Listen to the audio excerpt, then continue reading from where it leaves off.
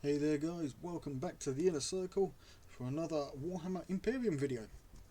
This week we are taking a look at issue 3 of the magazine, and with this issue we get our first Intercessors.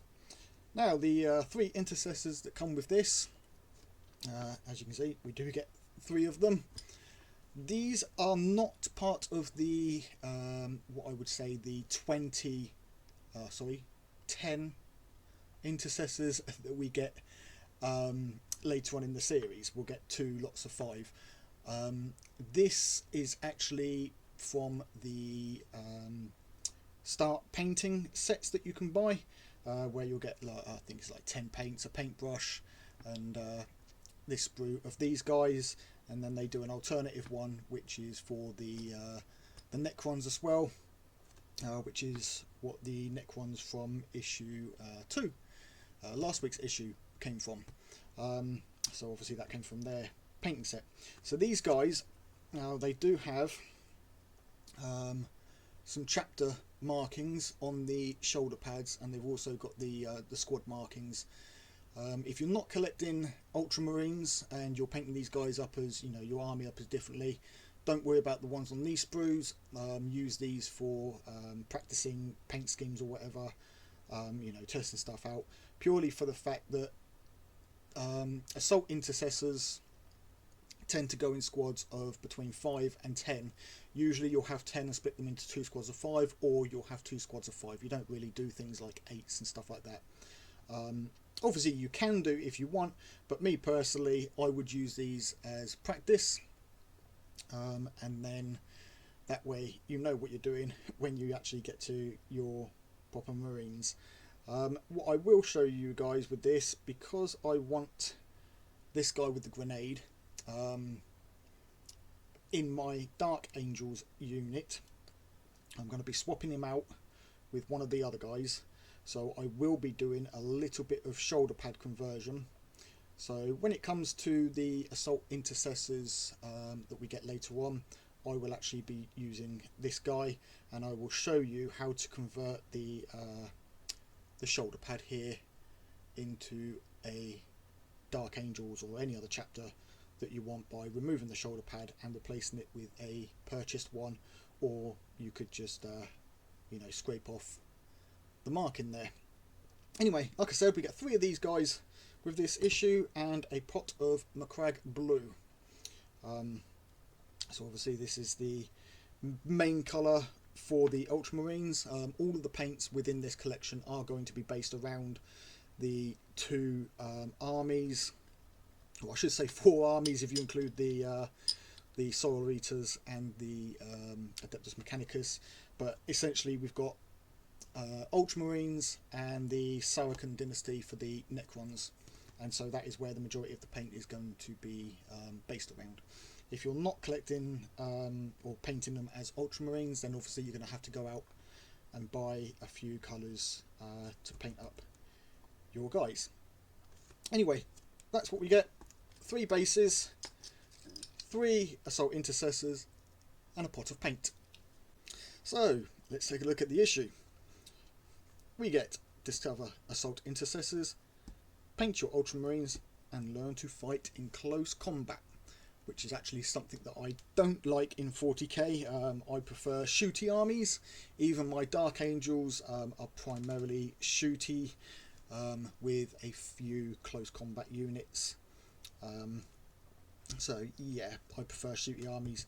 But I know a lot of people, you know, if you're Black Templars, I know that you guys are a very close combat based army. Blood Angels as well, very almost similar.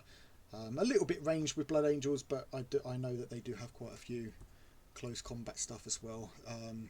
Ultramarines in general are a nice mix of the 2, and are actually a great army for new players to the hobby.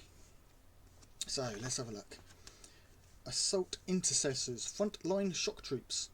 Assault Intercessors are close support infantry who specialise in hand-to-hand combat.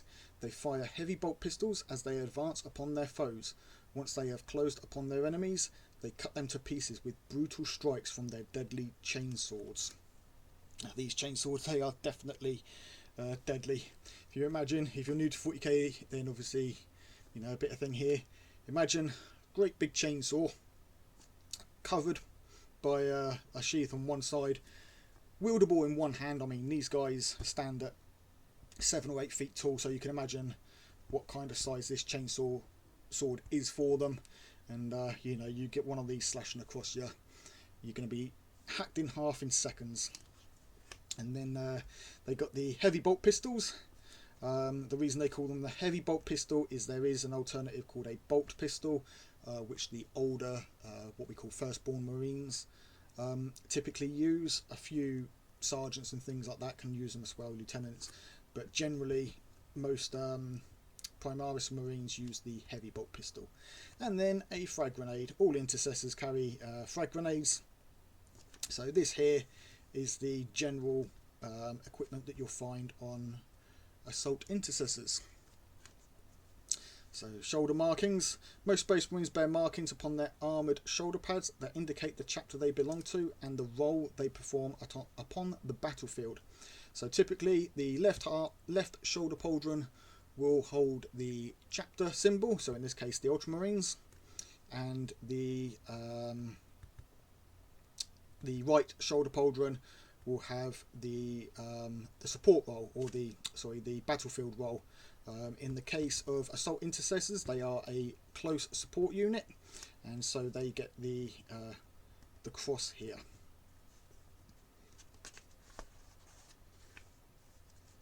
Then we've got our battle record for our 3 chaps. Now, as I mentioned, they typically come in squads of 5, so we are obviously missing 2, and that is explained here. Squad casualties. A squad of Assault Intercessors usually numbers 5 or 10 warriors. This squad has suffered casualties, including the loss of their sergeant. Now only 3 of them remain. So yeah, they've given a little bit of reason why we've got just the 3 here. Then we've got a little bit of background here. So the Dark Imperium, and this will be for the Imperium section A, Imperium 1. So, in the last days of the 41st millennium, mankind finds itself consumed by endless wars. This is an age in which history, reason and hope have been ground away by conflict and suffering. Enlightenment has been replaced by superstition, zealous faith and desperate prayer. Humanity stands on the brink of extinction. And this guy here is one of the new Primaris chaplains. Unfortunately, we don't get him in the model, but we've got some nice artwork here. Little bit of a little bit of background on the warp realm, sort of a little bit of the map, and where the I think it was called the Citrix Maledictum, or the Great Rift, right across, literally splitting the galaxy in 2. So we got Earth, or Terra, and Mars down this way, and then on the other side we've pretty much lost contact with them, and they're struggling with their own wars over there at the minute. So we can see it here better. So we've got the Imperium Nihilus. So the Imperium Nihilus is the top half, and Imperium Sanctus is the bottom half, which is where Terra and Mars is. Macragge, which is the home planet of the Ultramarines, and in the Nihilus we've got the home planet Baal, which is the home planet of the Blood Angels, and they are pretty much in charge of this region of space for the time being. So the Imperium Nihilus is a region of space that has been completely cut off from Terra's light by the warp storms of the Great Rift. Warp navigation here is almost impossible, making travel and communication between the Imperium Nihilus worlds painfully slow. Many planets on this side of the Imperium have fallen victim to renegades, rebellion, or alien invaders. Some have even been scoured of all human life. For those who remain trapped in the Imperium Nihilus, every day is a battle for survival. So we've got a little bit here, explanation of the warp. Basically, it's, I wouldn't say a parallel universe, but it is the equivalent to hell. We tear through the fabric of our reality into an alternate reality, or another reality, the warp, which is basically full of demons and horrible, nasty things. And if the ships aren't protected with special shields, then all the nastiness of the warp gets aboard those ships and causes a lot of chaos, havoc, and just a ton of nastiness. But travelling through the warp is faster than travelling through real space. So typically they would travel, let's say we're going from Mars to Macragge, they'll enter the warp just after leaving this area, and within what would take probably about half the time, they'll come out at Macragge. Now, in order to find their way through the warp, the Emperor back on Terra is beaming a holy light, as they call it. Basically, it's a big psychic light that the psychics, the navigators of the ships, can see, and they use that as a general navigation, kind of like a North Star, so they know roughly where they are. The problem is, this great rift means that anything on this side can't see the light, so they can't use the warp because it's too dangerous. Without that light, you don't know where you'll come out, and you could come out in the middle of a planet or you know, anywhere you don't want to be. So warp travel over here is dangerous. Down here it's still a little bit safe. So yeah, a little bit on the warp there, and I'm sure they'll go into more depth with that as the magazine continues. Next up, we have part 5 for the Necrons, and this is on the Tomb Worlds. So far beneath the surface of many planets, networks of ancient catacombs and obsidian tombs lie silent, their stasis crypts filled with slumbering Necron legions. These tomb worlds exist across the galaxy, often beneath the feet of unsuspecting humans, who remain blissfully unaware of the threat below. So this part here, when a tomb world awakens, the Necrons march forth to reclaim their territory, slaying all who oppose them. So, as we know, the Necrons were originally the main, or one of the main races before mankind was even crawling out of the oceans on Earth, and they ruled the galaxy pretty much. There was a big war. They got tricked into transferring themselves into robots, and they lost the war and basically went to sleep in these big tombs, these stasis crypts. And over time, obviously through planets forming, shifting and whatever, these tombs have been buried, and they are now starting to awaken.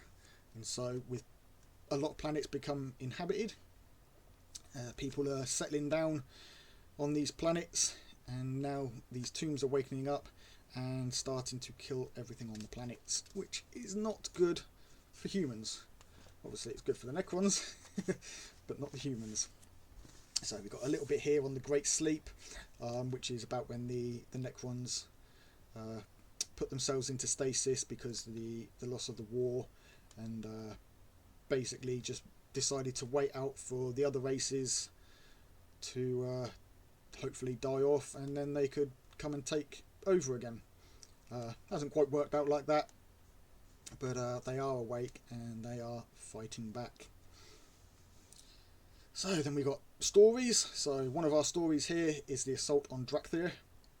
So Drakthir is a ghost world. Its population has been wiped out.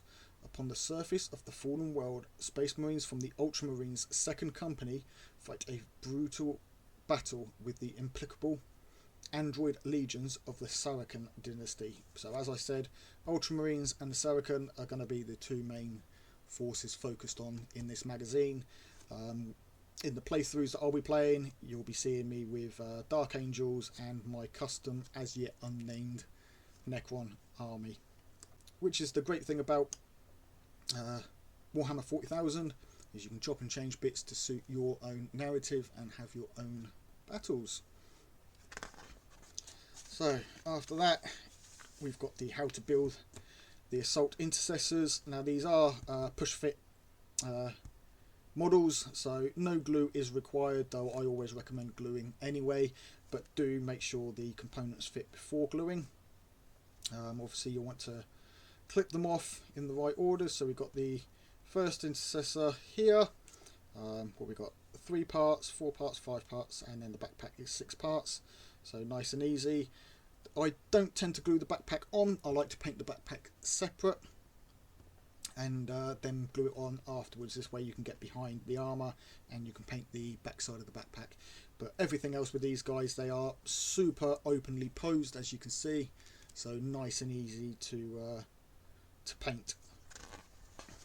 And speaking of painting, the video for that, check up in the corner here, and you can see how I go about painting one of these guys. I will probably do this guy today in Ultramarines, because I know a lot of newcomers and a lot of other players, you know, you guys are painting up in Ultramarines, so I'll go ahead and make the first model Ultramarines so you guys can see how that's painted. And then when we start getting the other models, they're all going to be for my Dark Angels army, so I'll be showing them painted as Dark Angels. So, how to paint Citadel miniatures. If you collected the previous magazines, either Mortal Realms or Conquest, then you'll know that we get this per issue, and or at least the ones that we get paints in, and they'll go through and show you how to paint in stages. Now, if you're a newcomer and this is the only way that you're painting, unfortunately you are going to have to wait until you get your paints. You should be able to finish these to a basic standard, I think, by around issue 25 to 30, maybe a little bit towards 40 at the latest, and then after that they take you through going through finer details. Or you can go out and buy the paints ahead of time and you'll just end up with a bunch of extra paint. You can always, you know, have extra paint. Extra paint is always good. So yeah, you can go out and buy some paints that you want to get paint in and go straight on ahead. Now obviously you'll see how I'll be painting this guy in Ultramarines today. I'll list out the colours down there so that you guys can see what colours I use, and if you want you can go out and buy those colours. They may not be exactly what we get in the issues, but they'll be what I use and what I do think we'll be getting in the issues, you know, over the course of the magazine. Then we've got our playthrough. So, hold them back. Cut off from their allies and commanders, a squad of assault intercessors continue to proceed with their mission. Destroy the Necron repair facility beneath Megaria's surface. Calling for reinforcements. A trio of assault intercessors have reached the Necron repair complex's obsidian heart. Just as the Necrons within begin to stir to life once more, with several of their number already slain, the assault intercessors will soon be outnumbered. In need of reinforcements, they have activated a locator beacon, a device that will share their location with the fleet in orbit. More Ultramarines will be inbound to assist in sabotaging the complex. So, mission briefing here. I'm not going to go through all of this. We will do a playthrough where I'll go through that and you guys can check that in the corner. We have destroy the beacon is the objective for the warriors, and hold back the Necrons is the objective for the assault intercessors. So we've got rules and setup here. Essentially we're using I think that's the small map that we had to start with. It could be the reverse side of the one that I have here, though I think that may come with issue 4, so next week's thing. I think we actually start with the smaller, it is the smaller map for this one. So we've got our three Necrons. I'm getting ahead of myself with what we've got. So we've got the 3 Necrons from last issue, issue 2, and the 3 assault intercessors from this issue. And obviously the idea is to fight it out. Now with the assault intercessors and the Necrons, we've got their stat lines here, and I will say the wounds here does say 2. Now Necron warriors actually only have 1 wound. The reason I'm guessing that they are doing the wounds as 2 is because assault intercessors, 3 of them against 3 Necrons, these guys will be wiped out in seconds. They're not going to stand a chance with 1 wound each against 2 wound Space Marines. 2 wounds is right for Primaris Marines, but Necrons only have the 1 wound. So for the purposes of learning, they're giving them 2 wounds. Now, some of this seems a bit weird to how I have learnt the rules from the main rulebook. They're saying a Gauze Flayer shooting 2 dice. That's not entirely how it works, I don't think. I'll have to have a read through this properly, and we'll see in the playthrough as to why they are doing it. I think it may be because of the engagement range. A Gauze Flayer has a set range. If you're shooting within that range, or within the minimum part of that range, which I think is 12 inches, then they get to roll 2 dice with it instead of 1. But either way, you get 2 dice for attacking. Now, they haven't put on here the heavy bolt pistol or ballistic skill for the assault intercessors, but I do know that they mention around here, and I think on the next page somewhere in here they mention shooting, but the idea of this playthrough is to learn close combat with the assault intercessors, as that is obviously what they are designed for. So make sure you play through this a couple of times, guys. Get used to the rules as we go. As I said, they are a little bit weird on how I learnt them through the rule book and playing using the full rules, but the way that this has been designed, the way that Hatchet and Games Workshop have designed this, is beginner friendly. They are going to take you through baby steps, learning the basics, and then they'll then transform that into the full rules, the proper rules.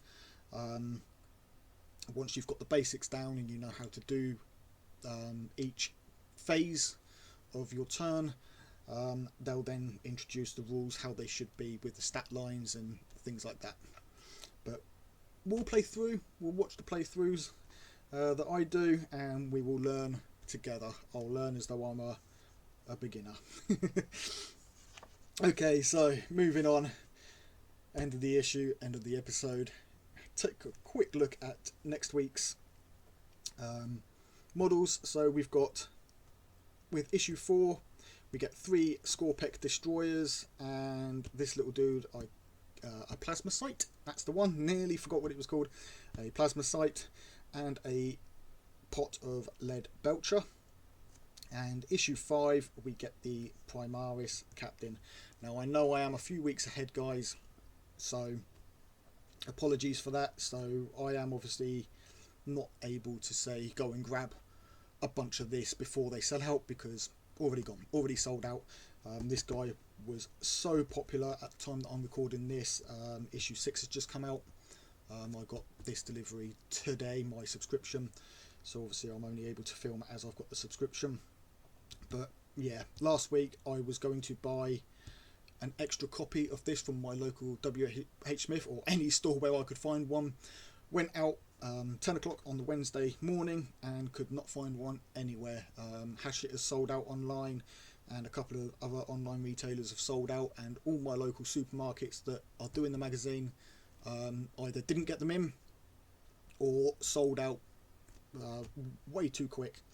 A lot of people bought them up to sell them online at £15-20 for this guy, just because he's a limited edition. Now, what I was hoping to do, the reason I wanted a second one, is I'll be painting him for my Dark Angels army, just as a regular captain, but I also wanted to make a small diorama using him and one of these guys.